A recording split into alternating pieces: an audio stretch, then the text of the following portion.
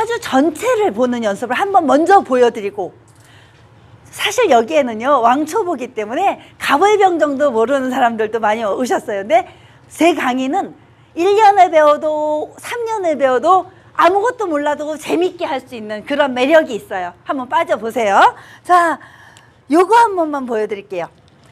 자, 경자년 무슨 해월 을해일 땡땡시에 태어난 분이에요. 이게 고전의 사례예요. 되게 재밌어요. 이 해수라는 수가 얘도 수예요. 해수 자수가 잔뜩 모여 있어요.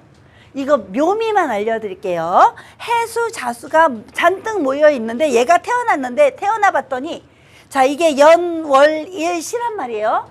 일로 태어나 봤더니 을목일간으로 태어난 거예요. 을목일간은 뭐 천간으로 따지면 새 같은 모양, 꽃 같은 모양, 풀 같은 모양, 잡초 같은 모양, 이런 상징론을 갖는데요. 근데 중요한 건 이 많은 수 속에 태어난 꽃이에요. 어떻게 피고 있을까요? 한번 상상해 보세요. 엄청난 물 속에 을목이 한 송이 펴 있어요.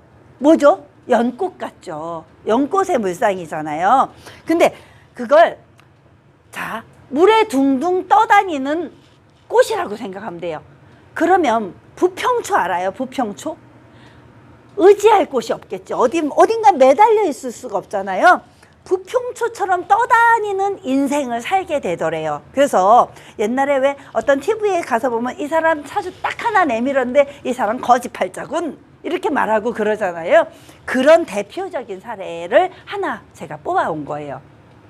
근데 여기에 하나가 무토가 있다면 이 많은 수를 제압해 줄 수 있어요. 건토로서. 근데 이 사람 사주에 시에 있다면 이 사람은 살았을 것이고, 만약에 없다면 인생이 아주 고력이 어마무시하게 많은 거가 되는 거예요. 그러면 안타까운 사주가 됐겠죠. 이런 사주 제가 아주 간단한 것만 가지고 또 사례를 들어 드릴게요.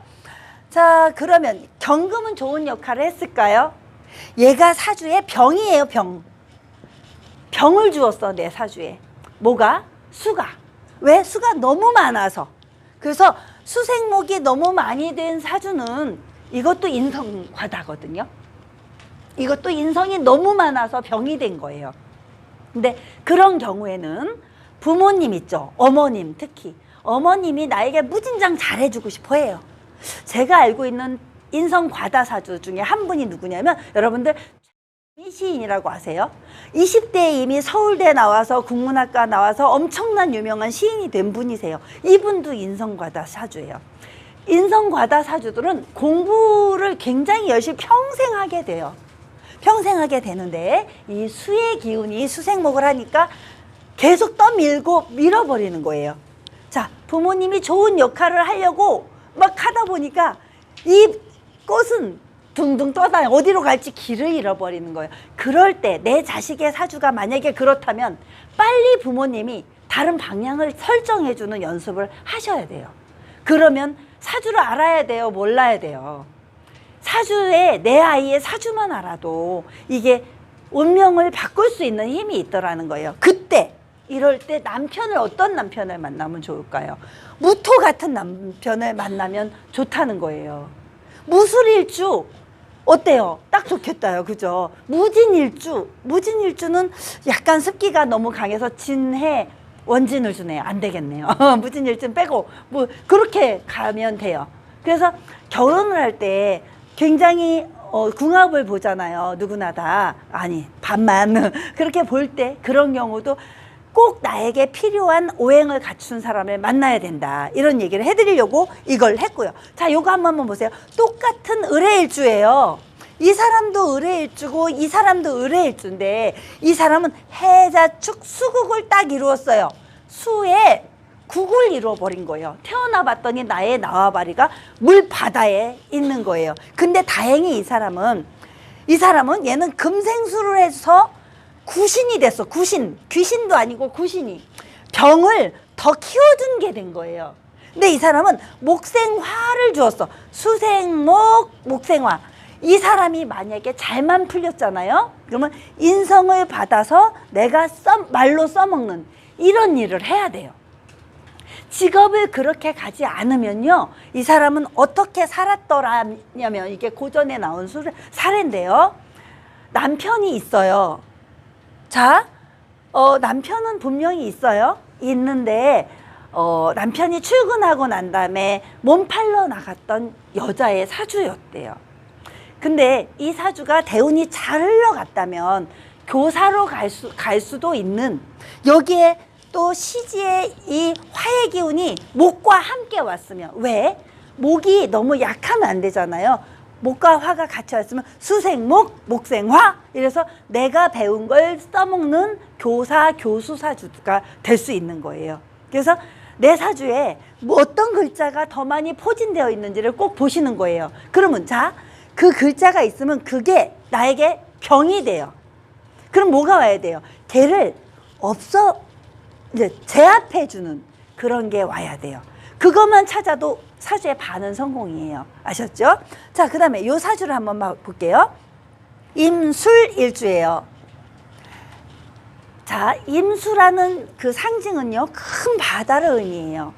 그래서 임수를 가진 사람들은요, 옛날에 왜 무당분들이 공부 많이 안 하고 그냥 몇 글자 배우고 이렇게 봐주는 경우들이 있었어요. 임수를 가진 여자들이, 그것도 또 인신사해라고 하는 역마살을 딱 가지고 있는 사람이 사주를 딱 오잖아요. 그냥 통으로 때려 맞추기를, 아유 당신은 외국인 남자랑 가서 살면 좋겠소 라고 얘기했는데 그게 얼추 때려 맞춰지는 그런 경우가 있었어요. 근데 임수일간인데요, 얘도 토, 얘도 토, 얘도 토.